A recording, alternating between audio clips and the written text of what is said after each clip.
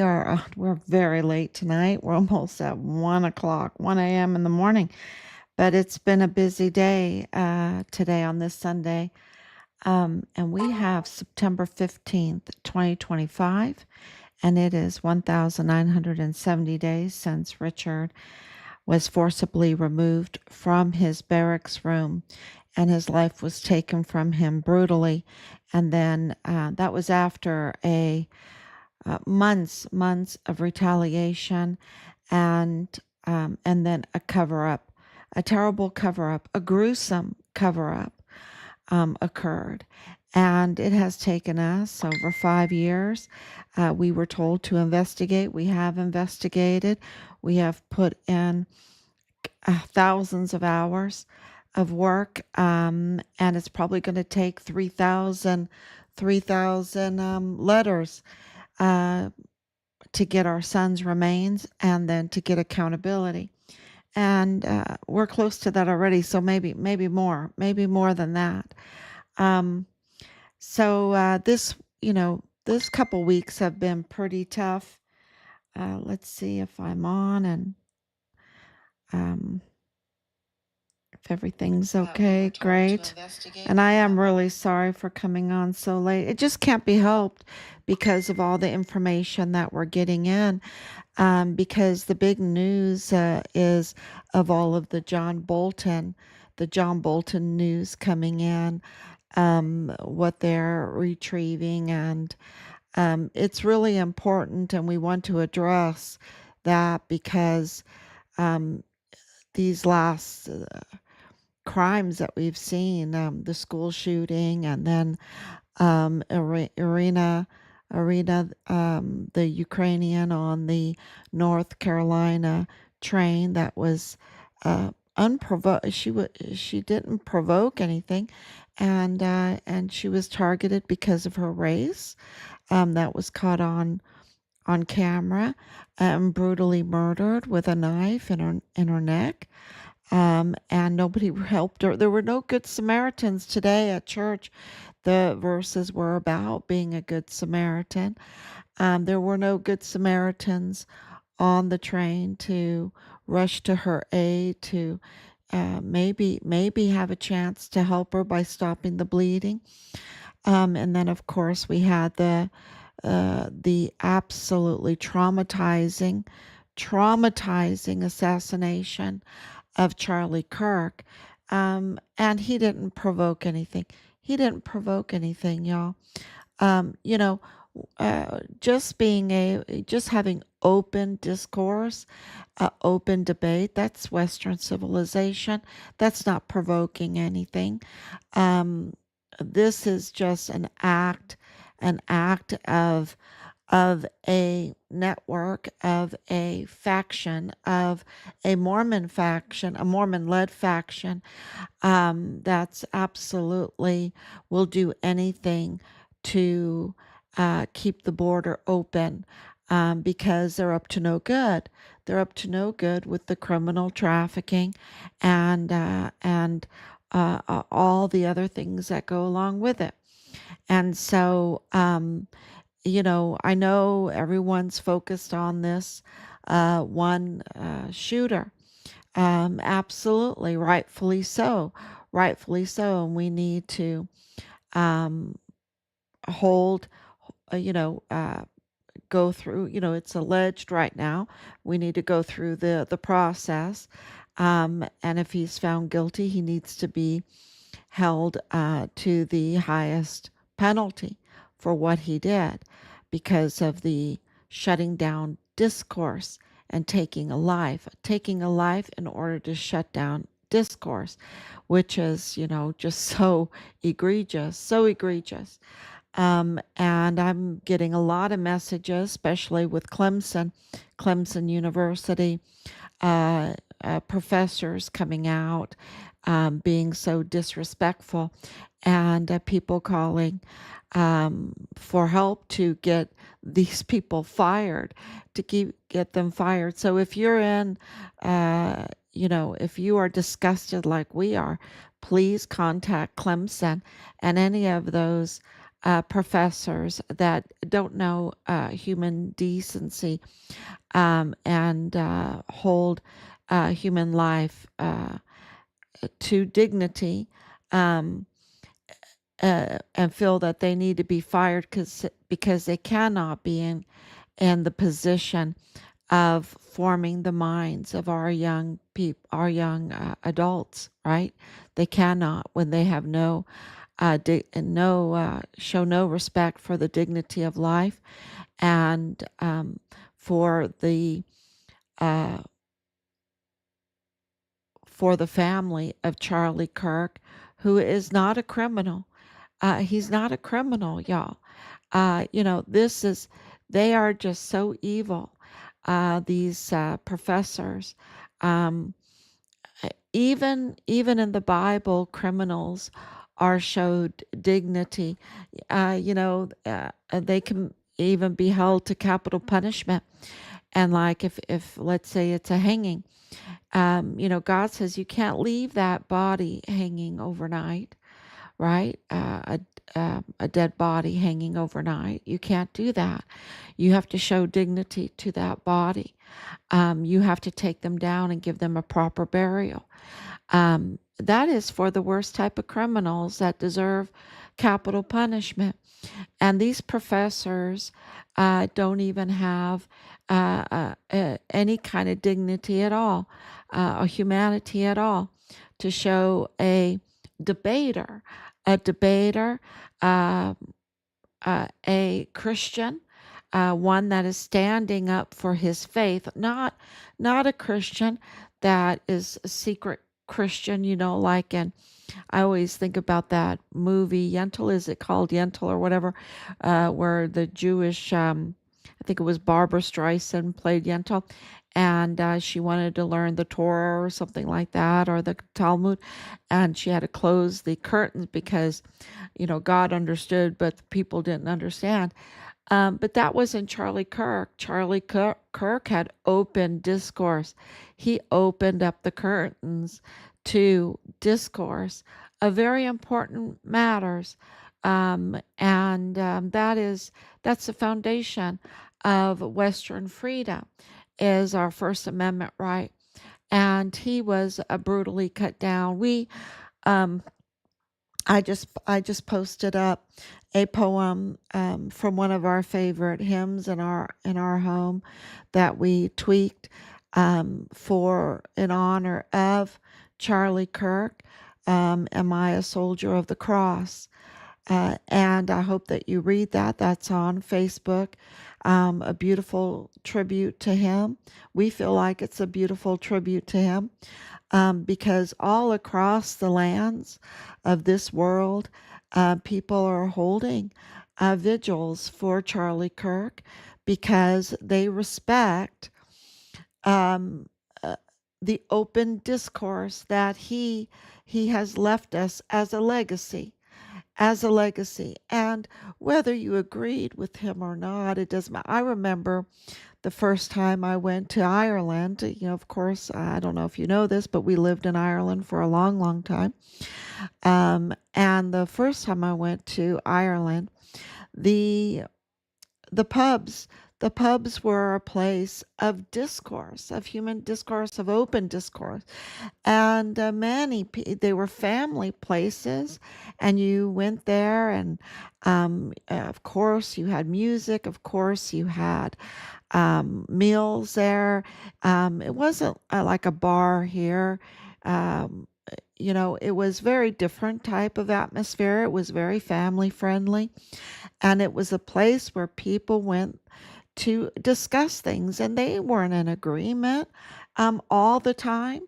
Um, uh, but it is a way of sharpening your thinking. It is a way of understanding your neighbor, and it's so important to Western discourse.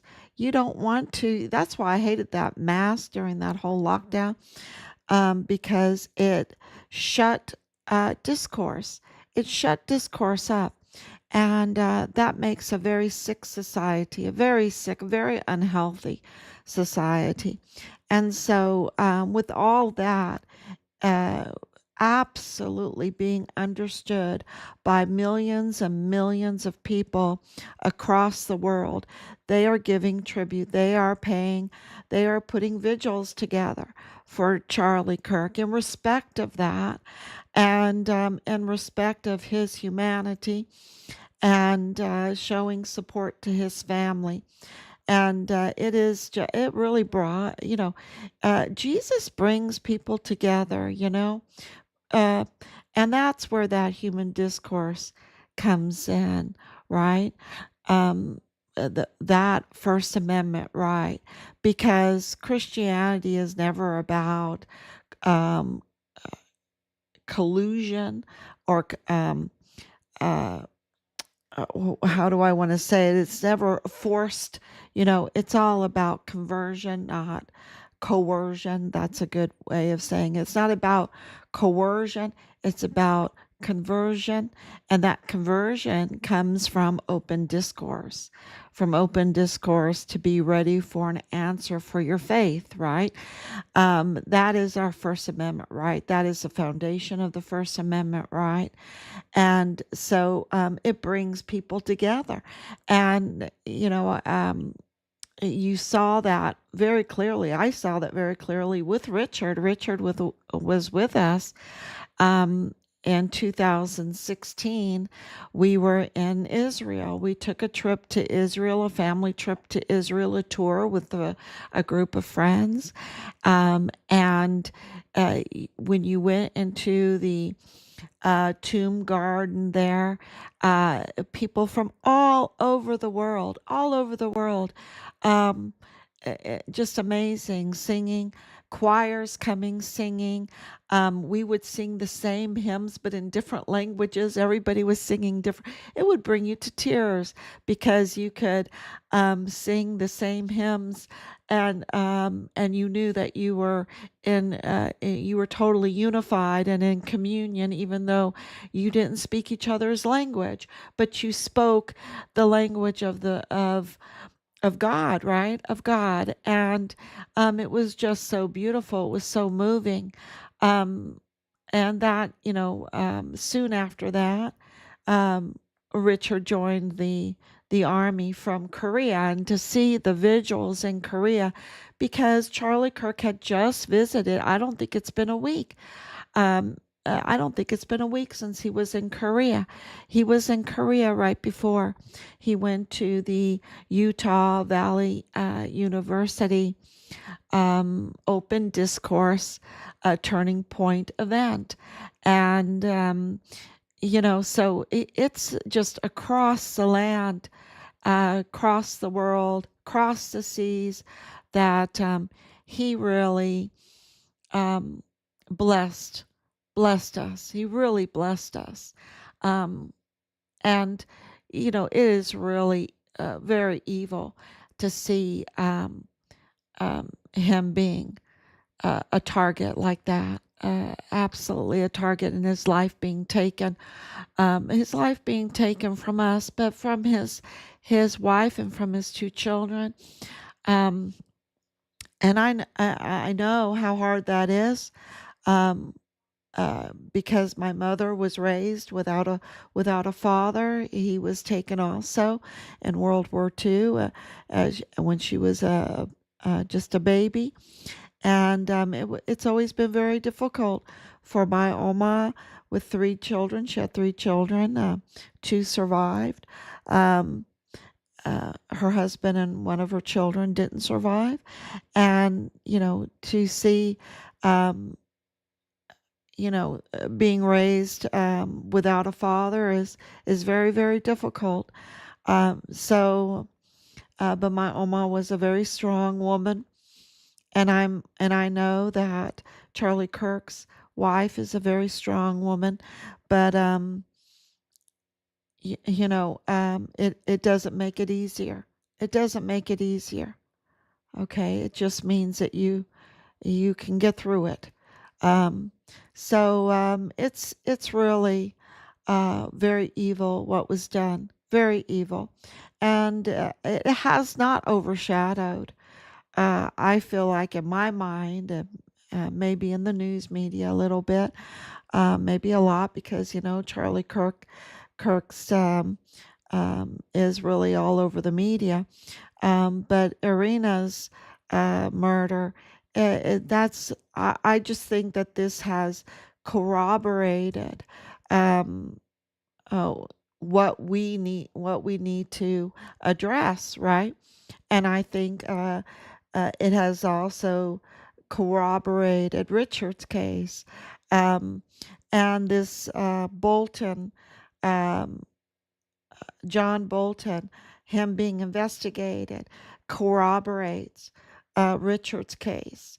And so we're getting information, because we know that John Bolton, with General John Kelly, were up to no good, and that we know that El Paso is the epicenter of being up to no good, because it is the front door to the United States. It is what they want to keep. The open border is really, they want to keep that door, those ports of entry open, because it has been so lucrative, and they absolutely profited. We know that General John Kelly, his company, profited greatly, and we know that John Bolton came to his side for this, and we know that all of that has to do with this same faction, this same, you call it a deep state, okay, call it a deep state, but it's the same faction that are in the system, like Connell Witten, right? Connell Witten is the Mormon that was of the Mormon faction. I want to make it very clear, because I'm not addressing all of the Mormons. I'm just saying this Mormon faction that's up to no good. Okay. And Connell Witten is up to no good. And he had a very important role as FBI assistant agent in charge of the El Paso FBI field office, and protected. We know he protected Mormon faction, convicted criminal Leilani Hart, Mormon faction, CID disgraced agent who lost his badge, Tavita Nusa. He didn't lose his badge. He had his badge terminated in 2021 because what he had done was so egregious that it was terminated. It was revoked. And he was protected. He was protected. And we know that the whistleblower complaints in our son's case were buried. They weren't erased. They tried to erase them, but they couldn't erase them. They were buried. And of course, Leilani Hart's confession tied to Tavita Nusa, tied to Solomone Nusa of the mortuary operations. They're brothers, right? But Leilani Hart was uh, coached by Tavita Nusa. She had her confession, July 22nd, 2020 confession, to the worst type of crimes against children, and confessing that she facilitated, right? That she facilitated and failed to report decades of the worst type of crimes against children within her household. And so this is, very damning for Colin Witten, who, of course, this operation in El Paso is all, the big fish in it. The big fish is Woody Hunt. He's the billionaire.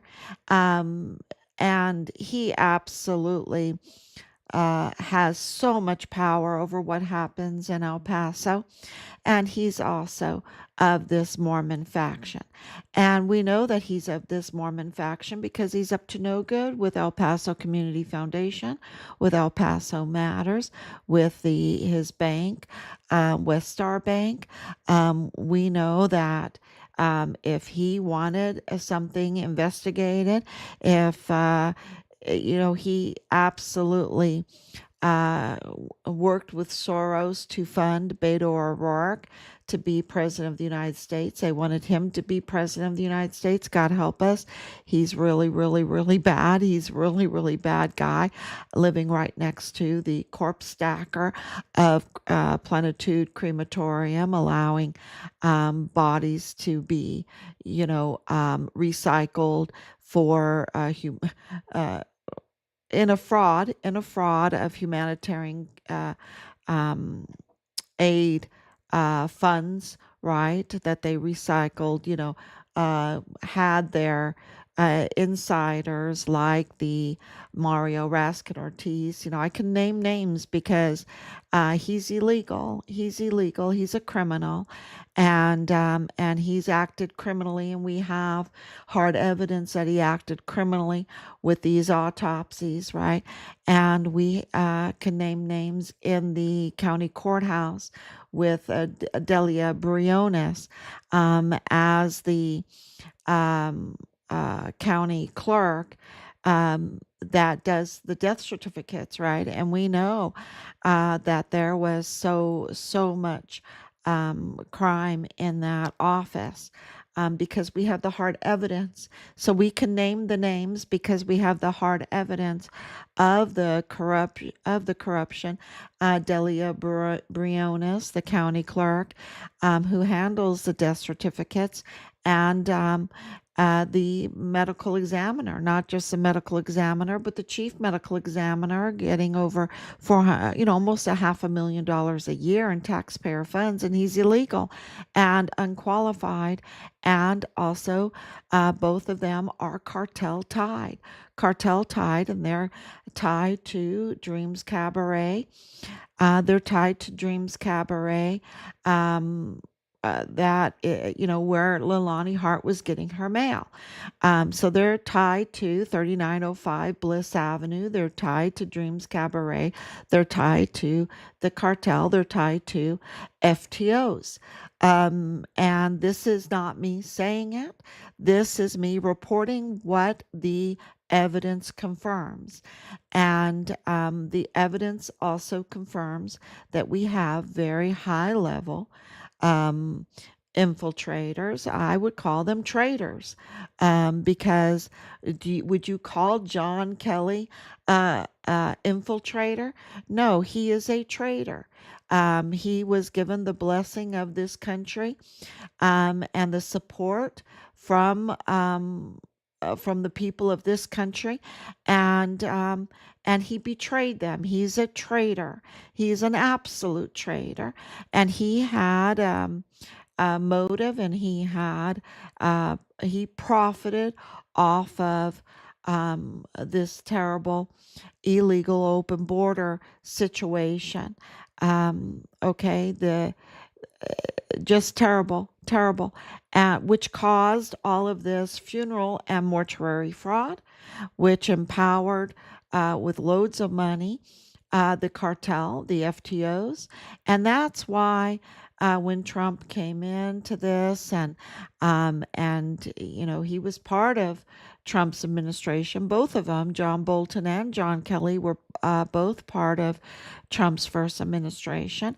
And of course, they realized that they could not persuade or um, um, make President Trump yield to having an open border, and so they were fired or left in disagreement to Trump, ready to attack Trump, absolutely in their mind, and I can say what was in their mind because they came out and said what was in their mind in a book, right? John Bolton came out in a book attacking President Trump, and Kelly came out attacking President Trump. So, in their mind, President Trump became their enemy. And you had the Walmart mass shooting, which was absolutely a, uh, an asymmetric warfare uh, attack on President Trump. a bloody one, an asymmetric warfare attack on President Trump. And Richard, because Richard's unit is absolutely tied to the Walmart mass shooting, and that is confirmed. We have hard evidence confirming that, um, and we know that Richard was whistleblowing. We know that by the all the evidence, it absolutely corroborates that he was reporting on the orchestration of the Walmart mass shooting. Very intel. Very high intel level information that could take down many in this um, faction, in this, including the traders, high level operators um, uh, in our system. That it could absolutely take it down. This is why Richard was such a threat, um, and uh, and Richard can not only um, whistle blew on that, but also on the criminal trafficking. So he was a double threat, and then he wasn't compromised, right? They didn't have anything against him. He was a distinguished honor graduate. That's why that's so important, because that gave him legitimacy. He was a stellar soldier. That gave him his whistleblowing reports a legitimacy. And so that's why they tried very, very hard to break him, to entrap him, to somehow, or they finally had to just resort to just out and outright lying, right? Out and out right lying about him. To smear his name. There was a smear campaign. I've reported on it for years, and it was so absurd because he was a stellar soldier. And, to me, it was like, it doesn't matter one or the other. He's a missing soldier. Go find him. But they were telling us the most ridiculous, the most absurd, the worst type of things to smear him.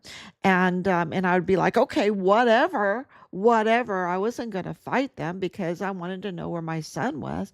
We wanted to know where Richard was. And we're like, well, then you really need to bring out the cavalry to find him, right? Then you really need to find him. But their smear campaign was used as as an excuse to not even look for him, right? And so we knew that was absurd. We knew that that was wrong, and um, and over all this time, um, uh, we absolutely have gotten hard evidence proving that Richard is a stellar soldier. And it means a lot to us because it gives his whistleblower reports a lot of legitimacy, and it tells you that there was a cover up going on. There was an absolute cover up going on at the highest levels because they could not do this to a whistleblower soldier that had this kind of legitimacy, being a stellar soldier, um, if it didn't implicate them.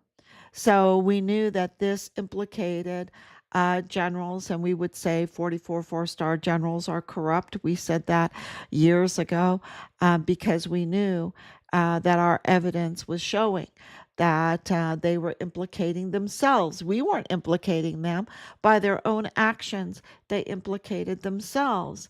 And so now John Bolton and John Kelly have implicated themselves as traitors because we have years of evidence of what is seen and what is unseen, what they did and what they left undone, right?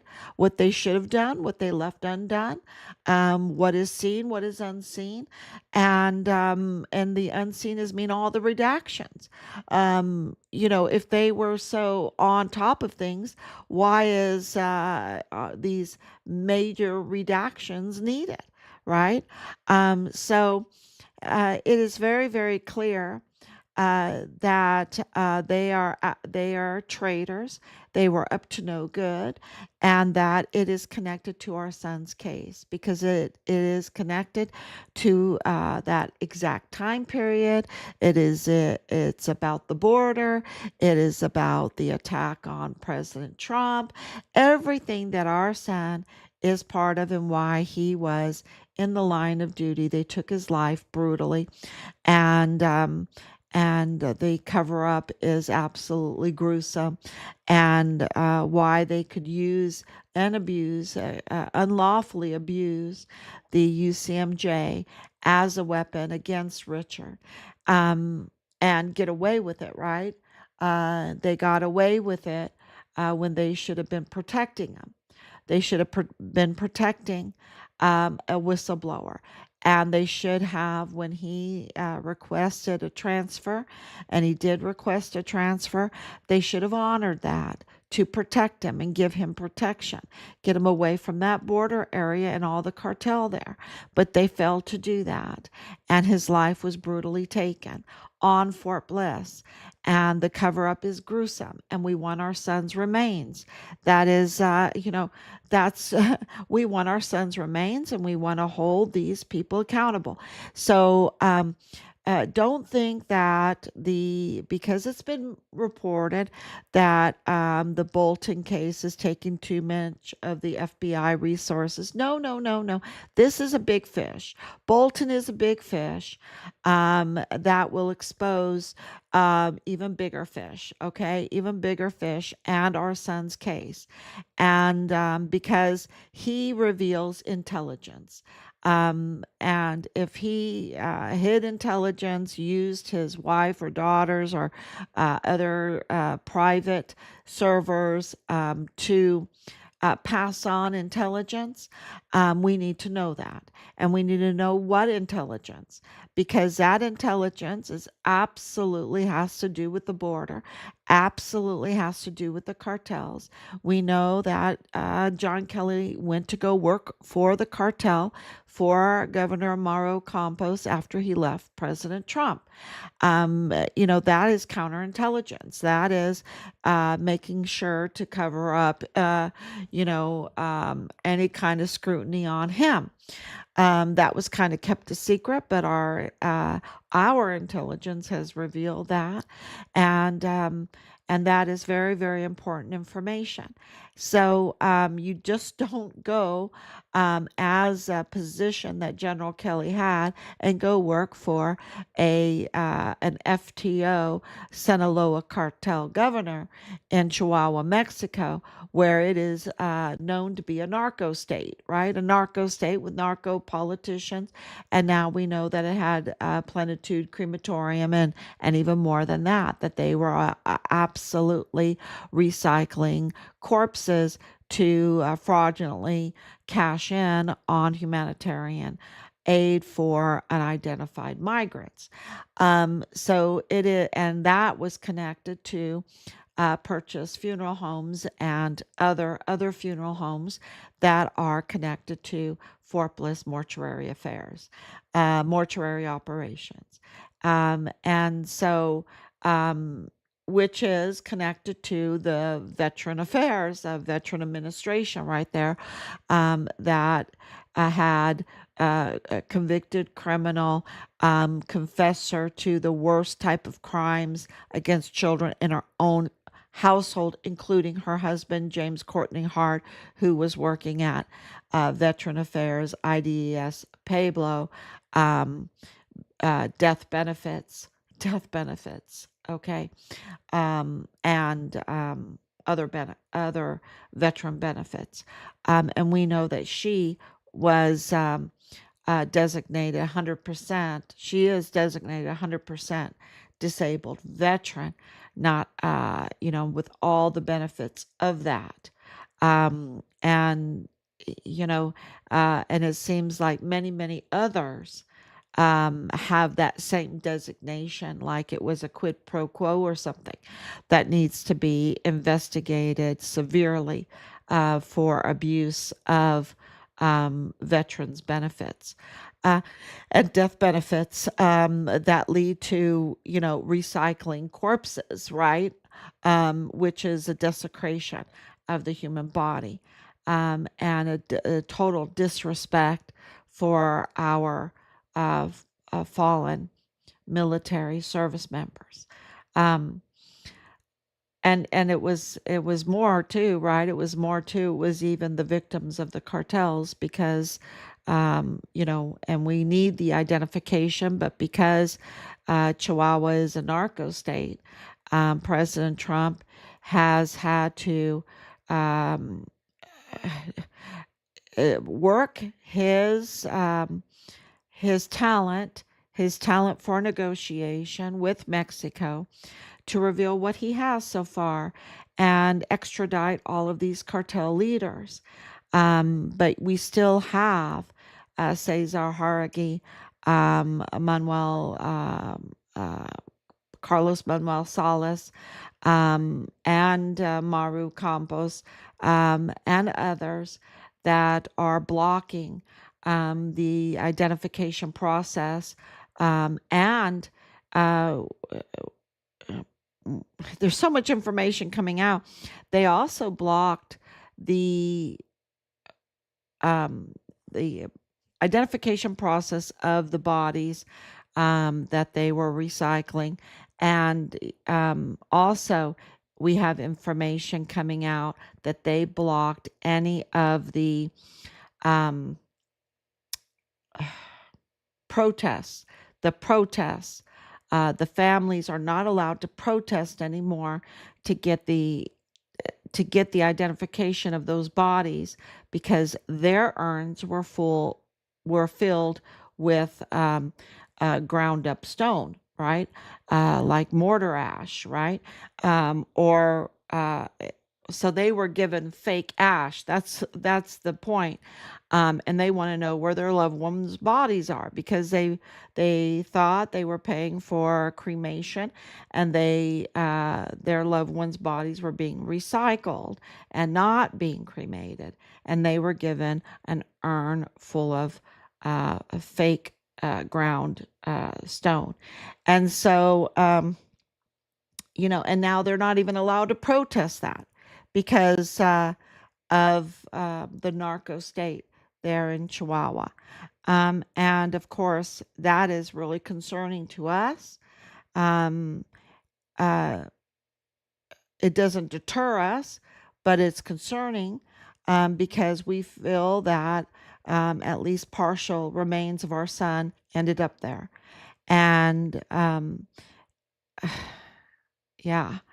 Uh, so, but we are absolutely coming from the place of victory, like I said last night.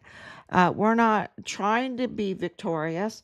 We know that we are already victorious.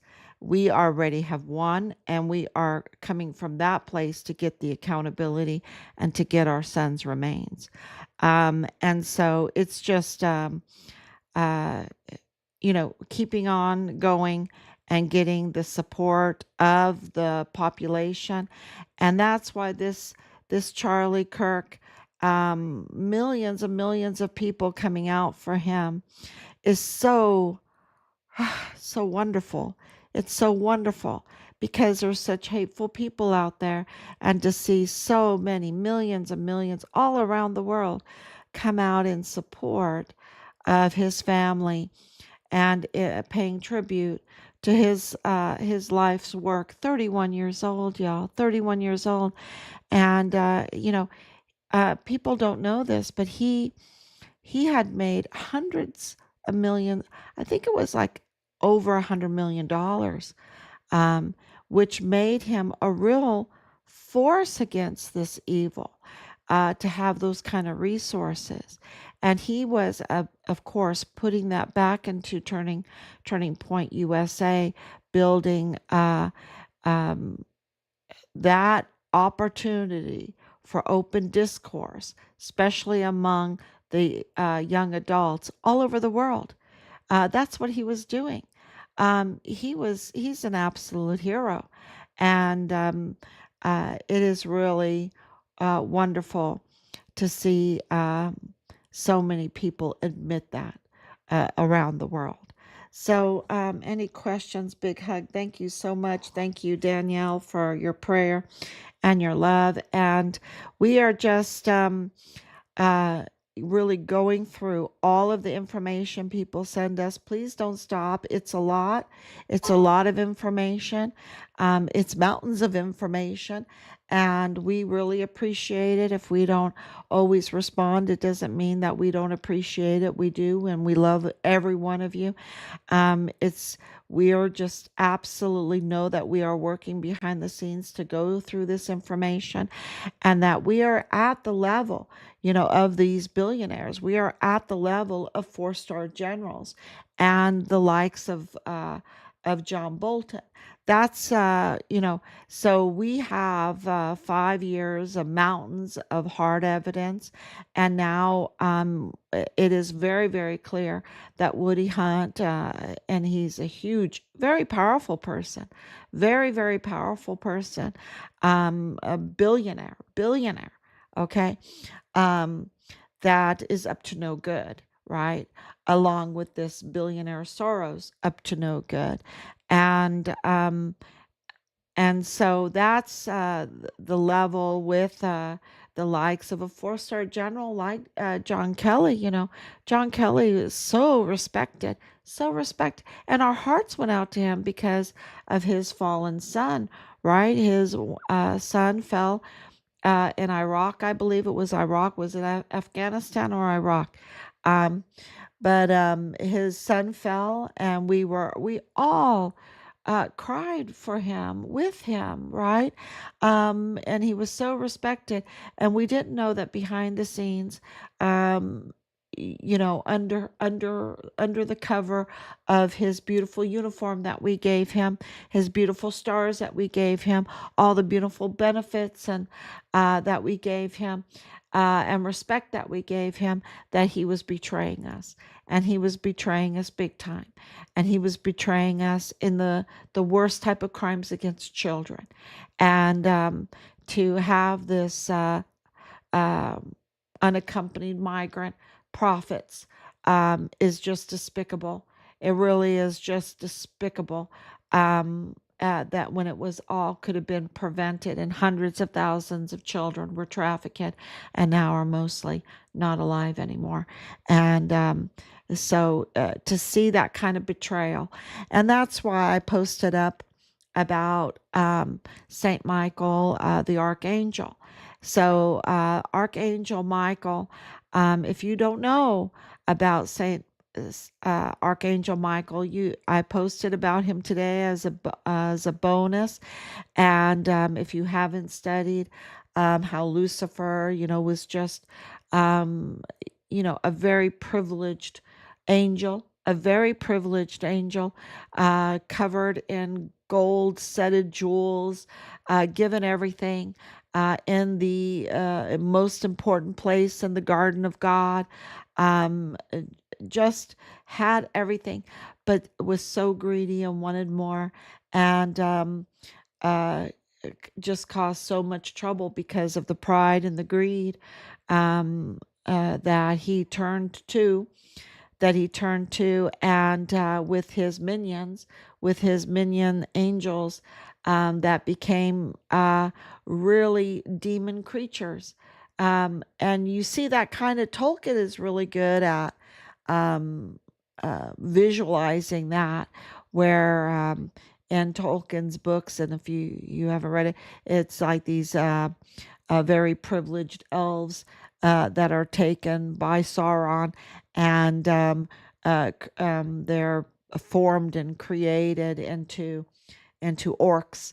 And this is really a depiction of the true story of the world, as told in God's word, where the angel Lucifer, who was a cherub, okay, the angels are different, and Lucifer was a cherub, um, and he betrayed God. He betrayed God with his greed and his pride, and with his group, with his criminal group,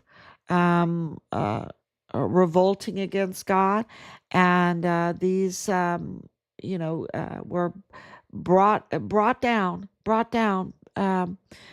They just were toxic to the beautiful garden of God, and they were brought down.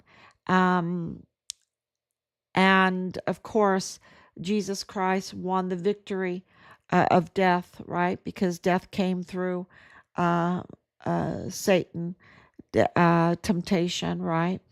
To be as God, to be proud, to be greedy, to want God's throne, and Jesus had to come and get victory for us, reclaim life, eternal life for us, right? And so we have that victory, but um, uh, Lucifer and his minions, they still, crawl around like, or growl around, prowl around like lions. So says the Bible. And you have Michael and his angels that absolutely fight against that. And so you see that in like the hymns, "Am I a soldier of the cross?" And am I ashamed, right? Um, to own His name, to own Christ's name, and am I to get to heaven on flowery beds of ease, or fight, um, or fight um, the cause, where so many have bled on the seas. So, it is absolutely echoing all through history, this um, this cause that we have, this position that we have. And I did not realize how God was preparing me um, years ago for this battle uh, with Richard's case, and getting Richard's remains, mentally preparing. And I'm very, very grateful for that. Um, and that was because of open discourse, right? It was because of open discourse with many in Bible studies, and with friends, good friends, even atheist friends.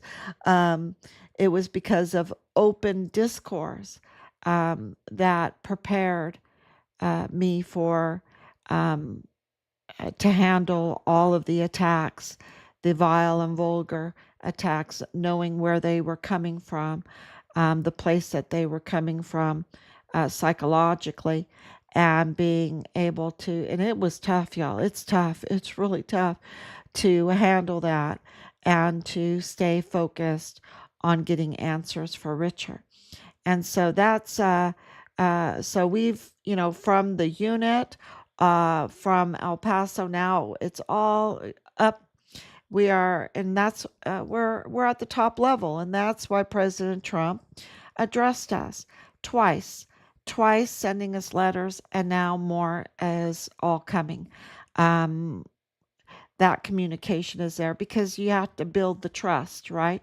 You had to build the trust for President Trump under so much pressure and attack, and of course, and so focused and directed in his task, to be able to trust a family like ours, to trust us enough to send us those 2 letters. And he absolutely knows that our focus is the same as his focus, and that is to get accountability for our son, get our son's remains, to expose the criminal trafficking network, this uh, infiltrated deep state, you would want to call them. I call them a faction.